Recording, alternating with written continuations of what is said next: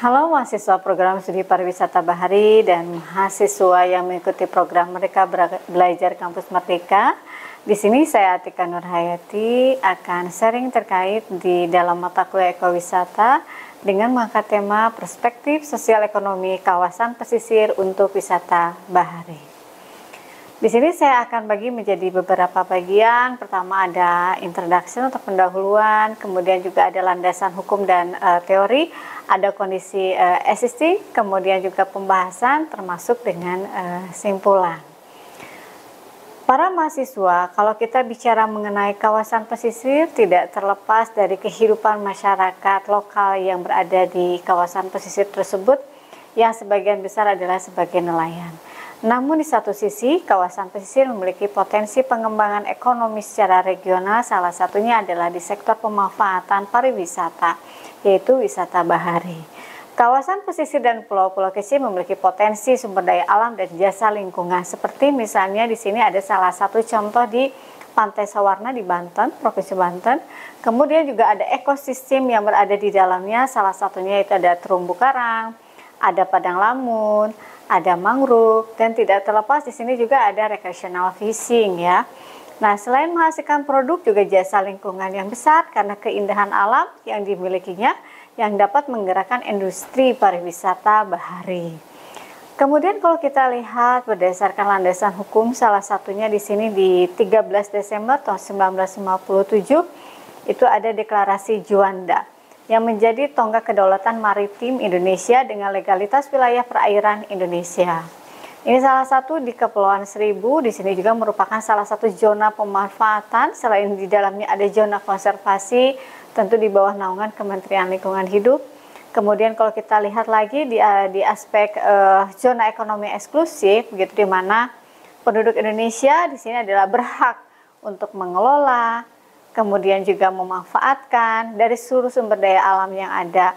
Tentu di sini juga harus seimbang antara pengelolaan, pemanfaatan, tentu di dalamnya juga ada aspek-aspek pengembangan sumber daya alam dan sumber daya manusia. Kemudian di sini ada landasan hukum ya, ketika kita misalnya akan mengelola suatu kawasan wisata pesisir.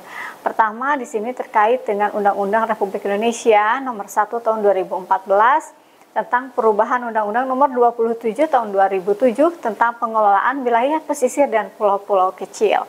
Kemudian ada Undang-Undang Republik Indonesia Nomor 10 Tahun 2009 tentang kepariwisataan. Kemudian ada Peraturan Presiden Republik Indonesia Nomor 56 Tahun 2019 tentang Rencana Aksi Nasional Pengelolaan Terpadu untuk Taman Nasional dan Kawasan Konservasi Perairan Nasional. Kemudian juga ada peraturan menteri, yaitu peraturan Menteri Kelautan dan Perikanan Republik Indonesia nomor 93 Permen KP tahun 2020 tentang Desa Wisata Bahari. Nah, di sini bisa kita underline nih, ternyata wisata bahari ini sudah memang dalam suatu pengelolaan di bawah Kementerian Kelautan Perikanan, tapi di dalamnya juga berkolaborasi dengan Kementerian Pariwisata Ekonomi Kreatif, kemudian Kementerian Lingkungan Hidup. Kemudian kalau kita bicara mengenai landasan dari teori tersebut berdasarkan peraturan perundang-undangan, bahwa pesisir ini merupakan perbatasan antara daratan dengan lautan, begitu ya. Kemudian di sini merupakan suatu garis yang tidak didefinisikan secara jelas pada sebuah peta, namun hal tersebut terjadi sebagai suatu wilayah transisi yang bertahap, gitu ya, berdasarkan batas wilayah untuk perencanaan, batas untuk pengaturan atau regulation, kemudian pengelolaan keseharian. Ini adalah kondisi existing kawasan pesisir, di mana Indonesia itu sebagai negara kepulauan dengan 17.000 lebih pulau, ternyata di sini memiliki potensi pengembangan di sektor wisata baharinya. Ternyata ini semua merupakan satu kesatuan yang utuh dari aspek sosial, kemudian dari aspek ekonomi, gitu ya. Kemudian juga tidak terlepas dari proses transformasi sosial ekonomi masyarakat pesisir. Tentu di dalamnya ada yang disebut dengan konektivitas yang menghubungkan suatu daerah dengan daerah yang lainnya di dalam memanfaatkan sumber daya laut dan pesisir. Kemudian tentu di dalamnya tidak juga terlepas dari transportasi laut, itu juga merupakan aksesibilitas yang diperlukan untuk kawasan wisata bahari. Kemudian di sini adalah salah satu contoh sumber daya perikanan di kawasan wisata bahari, yang dimana ada aspek pemanfaatan untuk perikanan tangkap ataupun misalnya untuk perikanan budidaya. Kemudian dilihat dari aspek tingkat konsumsi ya, permintaan ikan di dalam negeri juga kondisi saat ini mengalami peningkatan. Nah, kemudian kalau kita lihat di sisi lain, pemanfaatan untuk di kawasan pesisir sebagai taman nasional yang dikelola oleh Kementerian Lingkungan Hidup dan Kehutanan, seperti misalnya di Taman Nasional Takabonerate di Kabupaten Selayar, Sulawesi Selatan, kemudian Taman Nasional Bunaken begitu ya di Manado, Sulawesi Utara, kemudian juga Taman Nasional Karimun Jepara, termasuk di dalamnya ada Kepulauan Seribu, Taman Nasional Teluk Cendrawasih, dan Taman Nasional Kepulauan. Di sini merupakan salah satu aktivitas yang dilakukan di kawasan pesisir terkait dengan bentang laut dan bawah laut. Nah, kawasan konservasi perairan nasional yang dikelola oleh Kementerian Kelautan dan Perikanan, di sini ada salah satu contohnya seperti di Taman Wisata Kepulauan Anambas, kemudian juga Taman Wisata Pulau P di sini ya, Sumatera Barat, kemudian juga ada Taman Wisata Perairan Kepulauan Kaposyang, Provinsi Sulawesi Selatan, dan ada Taman Wisata Perairan Gilimatra di Provinsi Nusa Tenggara Barat. Nah, kawasan konservasi perairan nasional yang dikelola oleh Kementerian Kelautan dan Perikanan ini juga tidak terlepas peran dari pemerintah daerah, kemudian juga peran inspektor ya yang ada di kawasan pesisir, investor, termasuk juga masyarakat ya, kearifan lokal yang ada di masyarakat. Seperti misalnya juga di sini ada Taman Wisata Perairan Laut Banda di Maluku. Kemudian juga Taman Wisata Kepulauan Padadio Provinsi Papua, kemudian Taman Wisata Perairan di Laut Sau Provinsi Nusa Tenggara Timur, kemudian juga ada Suaka Alam Perairan Kepulauan Wegios sebelah barat Provinsi Papua Barat. Kalau kita lihat dari berbagai macam tadi itu ya, ternyata di sini memiliki karakteristik ya, keunikan wisata alam. Nah, wisata pesisir ini terkait dengan kondisi bioecoregion atau bentang alam ya, yang membedakan suatu daerah dengan daerah yang lainnya. Kemudian juga dilihat dari aspek kesesuaian untuk kawasan wisata bahari.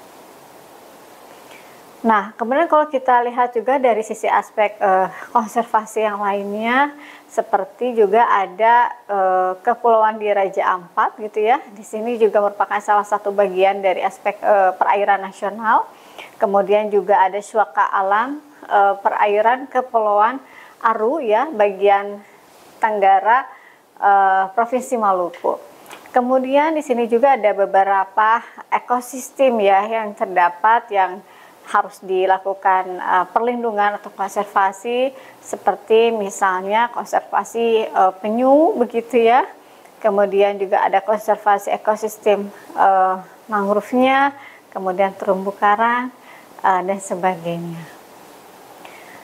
Nah, kemudian kalau kita lihat lagi sampai sejauh mana sih konektivitas dari dimensi sosial gitu ya, ekonomi, kemudian ya sebagian besar masyarakat di wilayah pesisir ini bermata pencaharian sebagai nelayan, bagaimana mereka melakukan adaptasi terhadap perubahan iklim begitu ya, kemudian mereka juga melakukan diversifikasi usaha pada saat musim paceklik misalnya gitu, atau pada saat musim barat misalnya begitu ya. Hal ini dilakukan oleh masyarakat pesisir, khususnya adalah nelayan begitu ya. Misalnya saja mereka menjadi sebagai seorang tour guide gitu ya, dan itu memiliki keterampilan khusus ya, tidak semua nelayan bisa ya, hanya nelayan tertentu yang memiliki keterampilan khusus yang bisa menjadi seorang tour guide untuk mendampingi wisatawan mancanegara maupun wisatawan Nusantara. Salah satunya di sini adalah SDM-nya yang harus dilakukan peningkatan lagi ya. Kemudian kalau kita lihat di sini pengembangan kawasan wisata bahari, tentu di sini memiliki diversifikasi ya, diversifikasi mata pencaharian bagi masyarakat pesisir. Nah, aktivitas ekonomi nelayan juga sangat bergantung dengan kondisi alam yang sedang terjadi ya, seperti tadi disampaikan, perubahan iklim ini merupakan isu yang sangat menantang gitu ya bagi nelayan, bagaimana kehidupan mereka harus bertahan begitu ya, sehingga harus dilakukannya diversifikasi usaha ya. Salah satunya dengan kondisi yang ada, yaitu adalah pengembangan kawasan desa wisata bahari, dan ini mulai terus bergeliat ya dilakukan oleh masyarakat yang ada di pesisir. Kemudian dari desa wisata bahari ini tentu dilakukan melalui pendekatan-pendekatan tertentu, seperti mulai dari perencanaan penetapan kawasan desa wisata bahari yang berbasis komunitas, ini juga perlu dilakukan gitu ya. Kemudian juga peningkatan nilai tambah ekonomi dari pemanfaatan jasa sumber daya kelautan dan perikanan. Kemudian pengelolaan lingkungan, pemukiman masyarakat dan habitat ekosistem juga perlu dilakukan. Kemudian juga peningkatan awareness ya, kesadaran dari masyarakat dalam pengelolaan lingkungan dan sumber daya kelautan dan perikanan. Nah, dari perencanaan desa wisata bahari yang berbasis komunitas ini, tentu di sini diperlukan suatu program penyuluhan dan pemberdayaan masyarakat. Di sini salah satunya ketika misalnya daerah itu memiliki potensi pengembangan desa wisatanya, kemudian sudah ada mulai ada kunjungan wisatawan, kemudian juga ada kelompok masyarakat yang bergerak di usaha tersebut, itu juga memang perlu dukungan dari pemerintah pusat maupun pemerintah daerah. Di sini dapat kita simpulkan bahwa diversifikasi mata pencaharian masyarakat pesisir yang notabene hampir sebagian besar berprofesi sebagai nelayan, itu bisa mengalami perubahan, bisa mengalami pemilihan, bisa mengalami diversifikasi di pengembangan usaha wisata bahari ini. Apakah berupa services, layanan jasa, ataupun misalnya pengembangan produk-produk olahan dari perikanan yang dijadikan sumber pendapatan bagi masyarakat nelayan untuk memenuhi permintaan dari wisatawan. Di sini kita bisa lihat juga beberapa faktor produktivitas bahwa sumber daya perikanan kita mengharapkan untuk bisa better fish farming begitu ya. Kemudian juga diharapkan dari pengembangan kawasan wisata bahari ini mampu meningkatkan pendapatan yang lebih baik bagi masyarakat, kemudian meningkatkan kesejahteraan bagi pelaku usaha perikanan, kemudian menciptakan kehidupan pelaku usaha perikanan yang lebih baik, dan meningkatkan kepedulian terhadap keberlanjutan sumber daya perikanan. Demikian pemaparan dari saya di sesi ini. Sampai ketemu di sesi selanjutnya. Salam sukses selalu.